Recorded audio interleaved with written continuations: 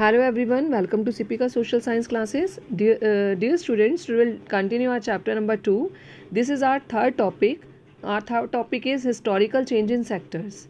In previous video, we have discussed about three sectors of the economy. Those were primary sector, secondary sector and tertiary sector. And after that, we learned about GDP and how to calculate GDP. What is the full form of GDP? You will tell me in my comment section. Okay students, now we'll start our topic. Historical change in sectors.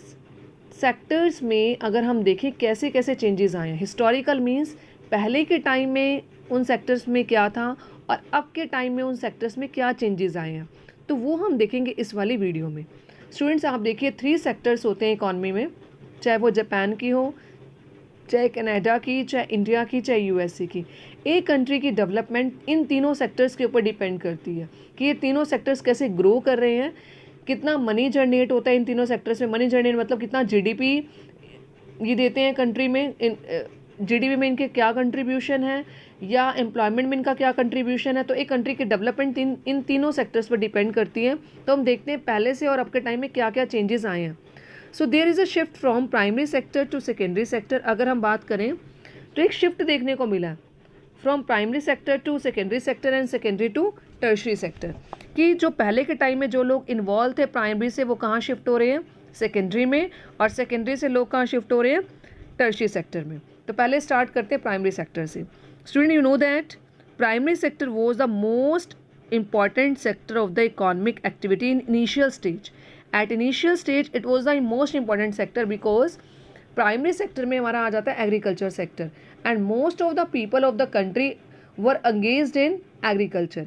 अब जब बहुत सारे लोग agriculture में engage थे तो इसलिए उस टाइम पर ये जो सेक्टर था मोस्ट इम्पॉर्टेंट सेक्टर था, क्योंकि ये जीडीपी में कहीं ना कहीं अपनी कंट्रीब्यूशन जो है ज़्यादा था उस टाइम पर.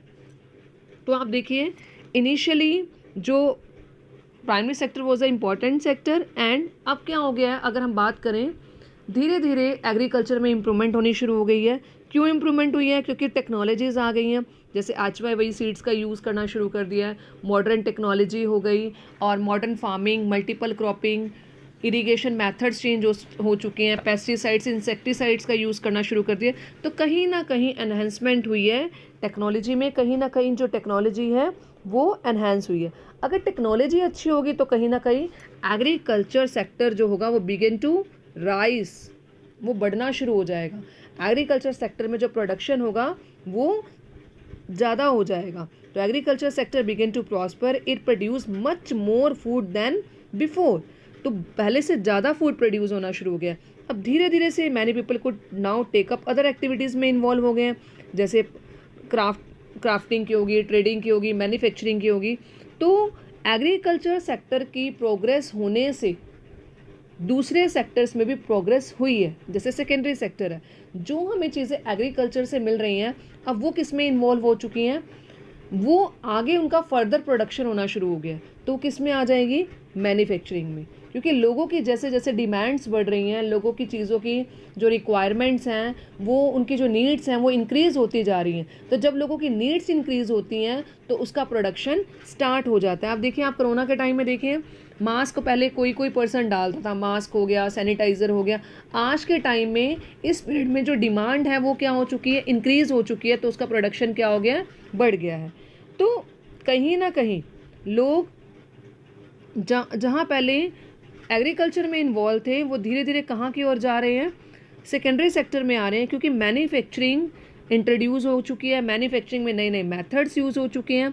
अब मैन्युफैक्चरिंग अगर होगी, क्यों हुई है, क्योंकि people began to produce many more goods. अब लोगों ने नई नई चीज़ें बनाना शुरू कर दिया है.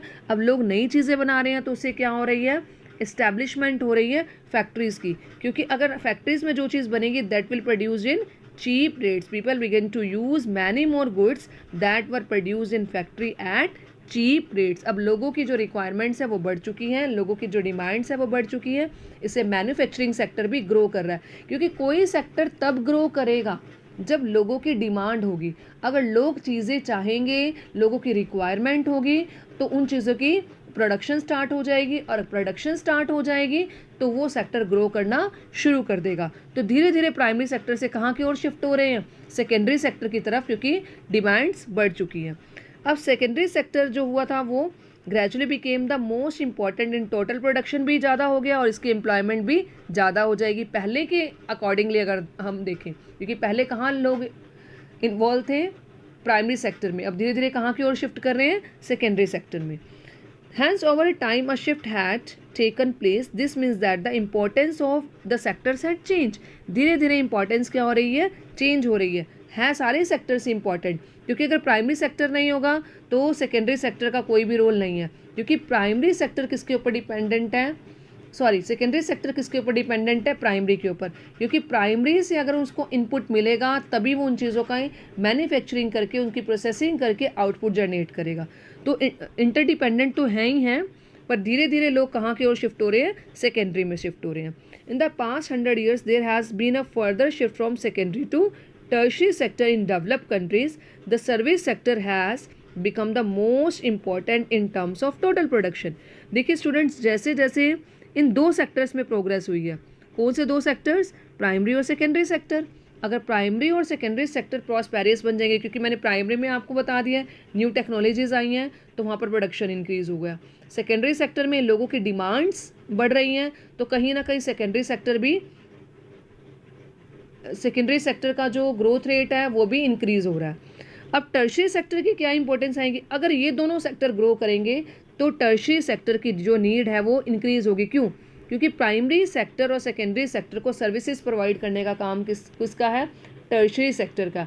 क्योंकि अगर प्रोडक्शन हो रहा है तो उसमें ट्रांसपोर्टेशन की ज़रूरत है, इंश्योरेंस की ज़रूरत है, बैंकिंग की ज़रूरत है, कम्युनिकेशन की ज़रूरत है, रोड्स की ज़रूरत है। ये सारी सर्विसेज किसके अंदर आती हैं, ये टर्शियरी सेक्टर के अंदर आती हैं। और धीरे धीरे जो है most of the working people are also employed in employing in the service sector. अब धीरे धीरे लोग कहाँ की तरफ शिफ्ट हो रहे हैं, सर्विस सेक्टर की तरफ शिफ्ट हो रहे हैं। तो it became important sector in terms of production. तो प्रोडक्शन जो हुआ है इस सेक्टर में वो इंक्रीज हो गया। अगर प्रोडक्शन इंक्रीज होगा, production I mean say that services की डिमांड्स अगर बढ़ जाएंगी तो कहीं ना कहीं जीडीपी में इसका जो रोल है वो भी इंक्रीज हो जाएगा। GDP means income. अब आप ये देखिए, सिर्फ जिस सेक्टर में लोग काम कर रहे हैं, हम कैसे जीडीपी कैसे कैलकुलेट करते थे, जीडीपी हम तीनों सेक्टर्स जो प्रोड्यूस कर रहे हैं उनकी मनी वैल्यू को लेके चलते थे। उन मनी वैल्यू को हम तीनों सेक्टर्स की मनी वैल्यू को ऐड करते थे तो हमारा जीडीपी आता है। अगर ये तीनों सेक्टर्स ग्रो करेंगे तो कहीं ना कहीं हमारी कंट्री की जीडीपी इंक्रीज होगी, और अगर हमारी कंट्री की जीडीपी इंक्रीज होगी तो कहीं ना कहीं हमारी कंट्री धीरे धीरे डेवलप्ड कंट्रीज़ की तरफ बढ़ती जाएगी। तो स्टूडेंट्स, अगर हम बात करें कि what is the total production and employment in three sectors, कि कैसे अगर हमने पता लगाना हो कि कितने लोग काम करते हैं इन तीनों सेक्टर्स में और कितना टोटल प्रोडक्शन है। Over the years have there been changes similar to the pattern observe for the developed countries. तो ये सारी चीज़ें मैं आपको नेक्स्ट वाली वीडियो में बताऊंगी, पर मैं आपको थोड़ा सा बता देती हूँ कि जैसे प्राइमरी सेक्टर जो है उसमें बहुत सारे लोग काम करते हैं, means more than half population were engaged in primary sector. पर जितने लोग एंगेज्ड हैं, जितने लोग एम्प्लॉयड हैं, उसके अकॉर्डिंग जीडीपी में प्राइमरी सेक्टर का शेयर क्या है, कम। ये रीज़न में मैं आपको बताऊंगी कि जीडीपी में शेयर कम क्यों है, जब इतने सारे लोग वहाँ पर लगे हुए हैं, इनकम इतनी क्यों नहीं जनरेट होती। अब सेकेंडरी सेक्टर में भी धीरे धीरे इंप्रूवमेंट हो रही है, उसका भी शेयर इंक्रीज हो रहा है, पर टर्शियरी सेक्टर में लोग कम काम करते हैं पर जीडीपी में इसका शेयर ज़्यादा है। तो स्टूडेंट्स, ये सारी चीज़ें मैं आपको डायग्राम के थ्रू समझाऊंगी कि कितने लोग काम कर रहे हैं और कितना मनी जनरेट कर रहे हैं, कितना जीडीपी जनरेट कर रहे हैं। मतलब अलग अलग सेक्टर, प्राइमरी सेक्टर में कितने लोग काम कर रहे हैं और प्राइमरी सेक्टर कितना जीडीपी में अपना कंट्रीब्यूशन दे रहा है, सेकेंडरी सेक्टर में कितने लोग काम कर रहे हैं और वो कितना कंट्रीब्यूशन दे रहा है जीडीपी में, टर्शियरी सेक्टर में कितने लोग काम करते हैं और टर्शियरी सेक्टर का क्या कंट्रीब्यूशन है जीडीपी में। ये हम डिस्कस करेंगे अपनी नेक्स्ट वाली वीडियो में। ओके स्टूडेंट्स, आई होप आपको ये क्लियर हो गया होगा कि कैसे कैसे धीरे धीरे चेंजेस आने शुरू हैं, लोग प्राइमरी से सेकेंडरी सेक्टर्स में आने शुरू हो गए हैं क्योंकि फैक्ट्रीज आ चुकी हैं। अगर फैक्ट्रीज में लोगों को काम करने के लिए मिलेगा तो लोग कहीं ना कहीं एग्रीकल्चर से निकल के कहाँ शिफ्ट हो जाएंगे, मैन्युफैक्चरिंग में, और अगर सर्विसेज की डिमांड्स बढ़ेंगी तो लोग सर्विसेज में इन्वॉल्व हो जाएंगे। तो ये धीरे धीरे चेंज आ रहा है पहले वाले टाइम से अब वाले टाइम में। तो बाकी जो हम एम्प्लॉयमेंट और इनकी इनकम का डिस्कस करेंगे अपने नेक्स्ट वाली वीडियो में। Okay students, thank you.